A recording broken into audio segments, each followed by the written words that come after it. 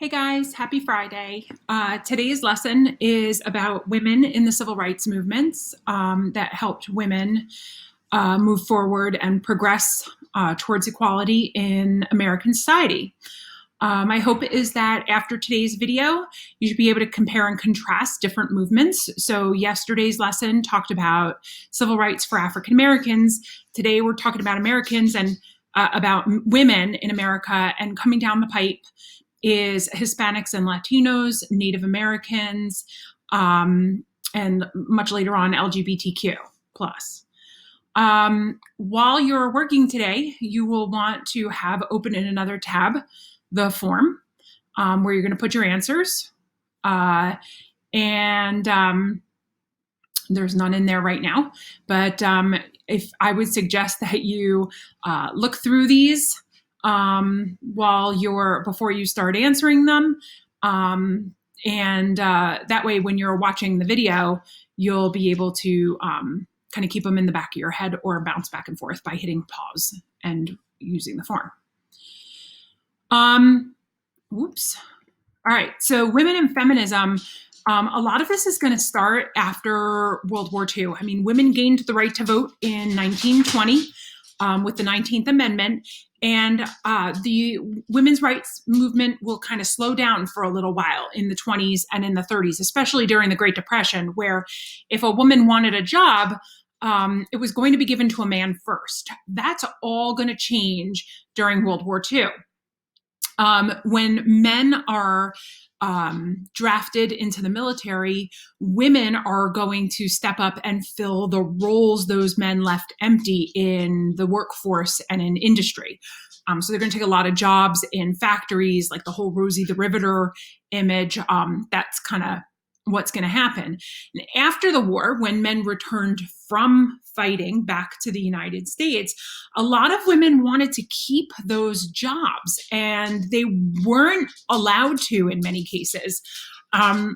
So feminism after World War II really focused on helping women to remain in the workforce, gain an education and equal pay, and to protect their rights.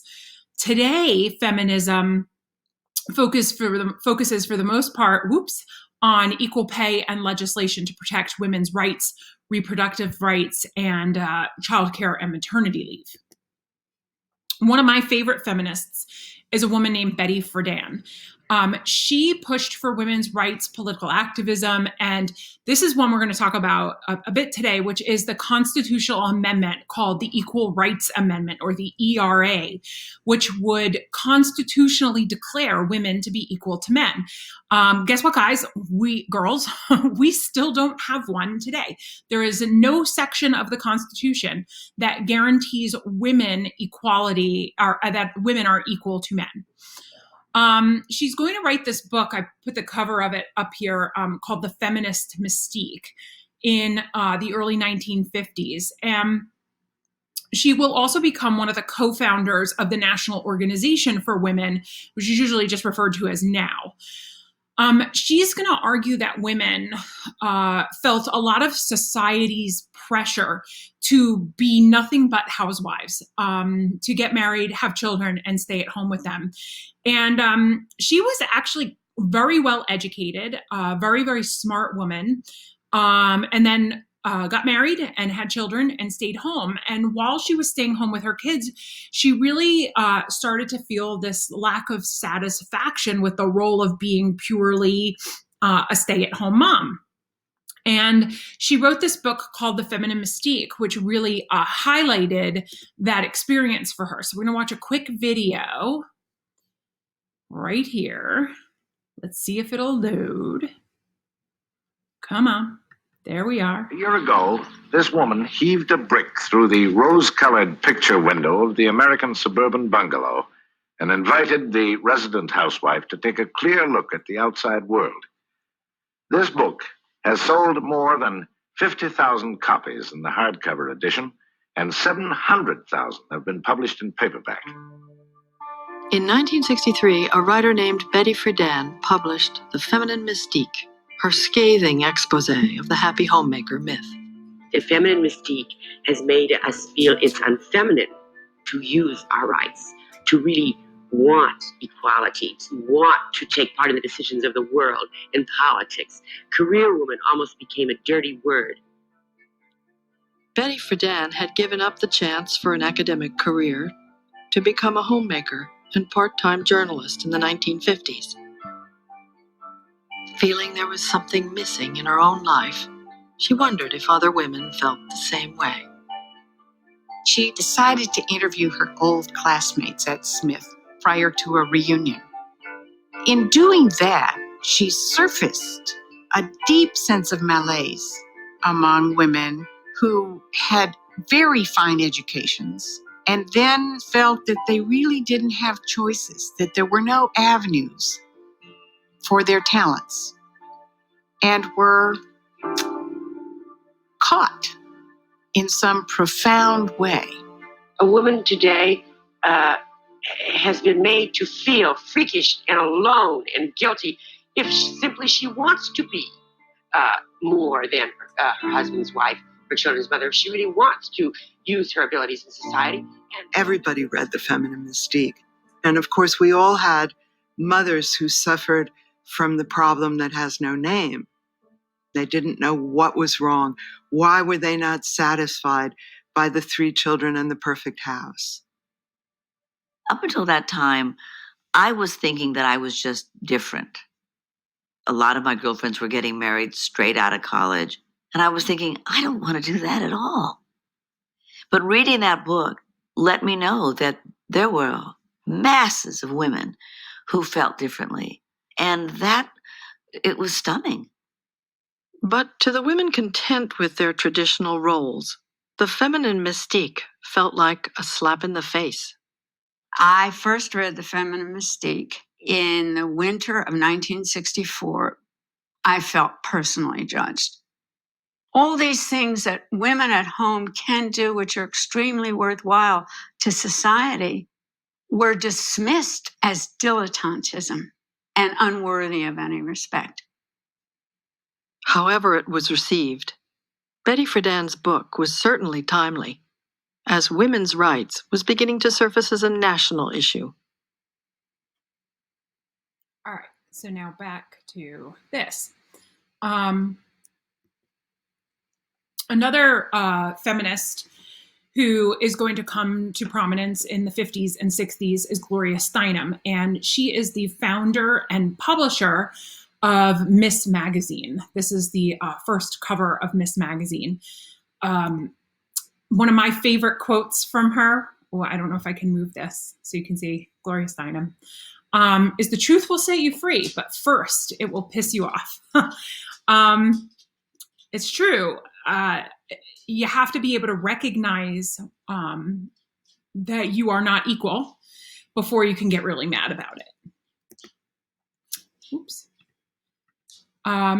Another one of my favorite Steinem quotes is how she simply says, "I have yet to hear a man ask for advice on how to combine marriage and career." This is definitely an aspect of feminism, which I think gets overlooked a lot, that men have this ability or this freedom in society to not have to worry about how they are going to combine their career with a family. And yet women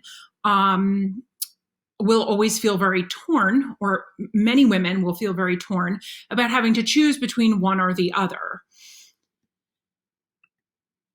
But don't get me wrong, not everybody was in favor of the Equal Rights Amendment. And the most outspoken anti-feminist was a woman named Phyllis Schlafly.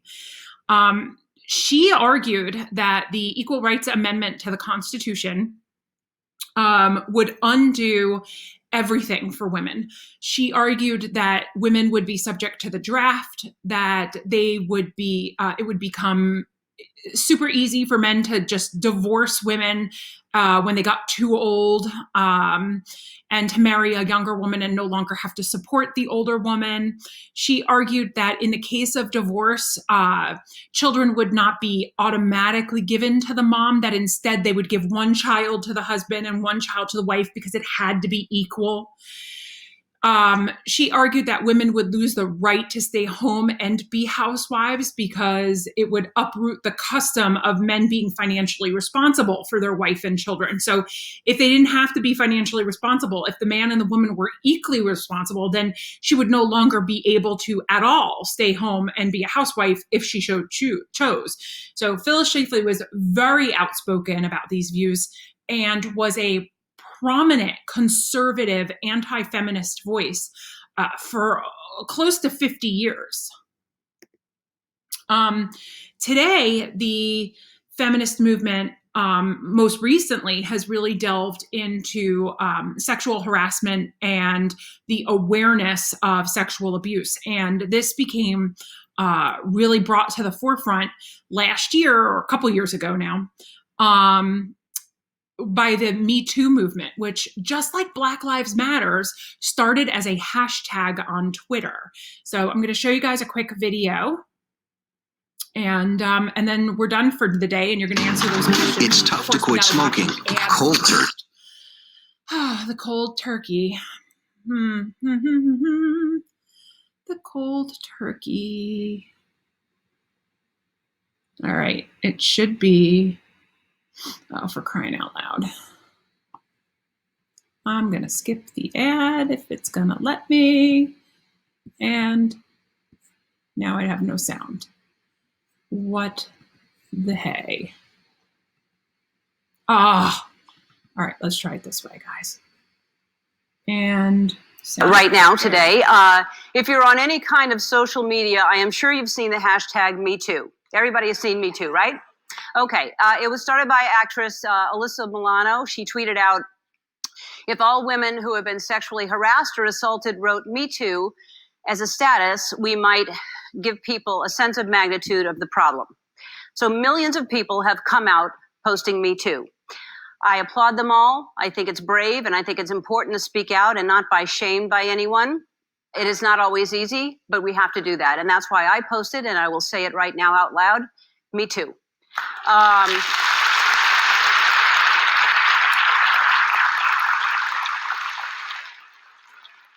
This is not a male thing or a female thing. It is not a Hollywood thing or a political thing. This is a human thing, and it happens in the workplace. It happens in families. It happens all over the world, and we are all the same. We all want the same thing. We want respect and love and kindness, and if I could have those three things in a new iPhone 10, I would be complete. All I ask for. Part of the problem is that from a young age, girls are taught to stay quiet and be nice, and that boys are stronger and somehow we are less than.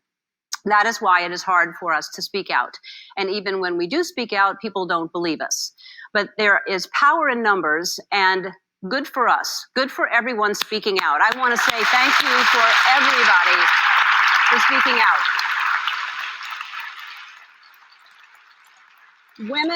Women and even some men are sharing their stories on Facebook and Twitter, some of them for the first time, and people are liking or thumbs upping or hearting the posts. And it's hard to know which is the right response. Is it a crying face emoji because I'm sad that that happened to you? Or is it a smiley face to say good for you for speaking out? I'm not sure about the etiquette, but I do know that hell hath no fury like a woman with a Twitter account. So you have to be careful about what you tweet because... All right, guys. So with that having been said, I just want to piggyback one of Ellen's comments about the things that we teach our daughters and our sons by sharing with you something Gloria Steinem said. Gloria Steinem said, it is really easy to teach our daughters to be like our sons, but the shift will happen when we start teaching our sons to be more like our daughters. So that's it for Friday, guys. Go in, fill out the Google form, and I will talk to you next week.